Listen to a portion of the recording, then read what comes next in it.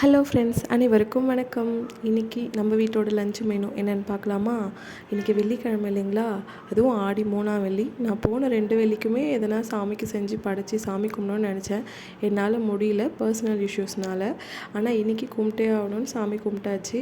அதுக்கு நான் இனிப்பு பொடி கொழுக்கட்டை செஞ்சேன். அப்புறம் உளுத்தம்பருப்பு கடலப்பருப்பு சேர்த்து செஞ்ச வடை, அப்பளம், முருங்கைக்கீரை கலக்காக்கொட்டு போட்டு செஞ்ச பொரியல், அப்புறம் பச்சரிசி பொங்க சாதம். இந்த பொங்க சாதத்துக்கு கருவாட்டு குழம்பு ஊற்றி சாப்பிட்டா சூப்பராக இருக்கும். நாங்கள் தயிர் தான் வச்சுக்கணும். அப்புறமா இதோட வெள்ளை சாப்பாடு. இந்த வெள்ளை சாப்பாட்டுக்கு நான் கருவாட்டு குழம்பு செஞ்சேன். அதில் என்னென்ன போட்டிருக்கேன்னு பார்த்தீங்கன்னா, முருங்கைக்காய், கத்திரிக்காய், உருளைக்கிழங்கு, கருவாடு இது எல்லாத்தையும் சேர்த்து செஞ்சதுங்க. இந்த கருவாட்டு குழம்பு இந்த மாதிரி கூழ் ஊற்றும் போது செய்யும் போது என்னன்னு தெரிலங்க, அது தனி ருசியாக இருக்கும். அவ்வளோ சூப்பராக இருக்கும் சாப்பிடவே. அதுக்கப்புறம் நம்ம ஆடி மாதம் ஸ்பெஷலு கேழ்வரகு மாவு கூழ். இதெல்லாம் நாங்கள் எங்கள் வீட்டில் சாமி கும்பிட்டோம்னா செய்கிற ஐட்டம்ஸ். நீங்கள் உங்கள் வீட்டில் சாமி கும்பிடும்போது கூழ் ஊற்றும் போது என்னென்னலாம் செய்வீங்கன்றதை கமெண்ட்டில் சொல்லுங்கள், நானும் தெரிஞ்சுக்கிறேன்.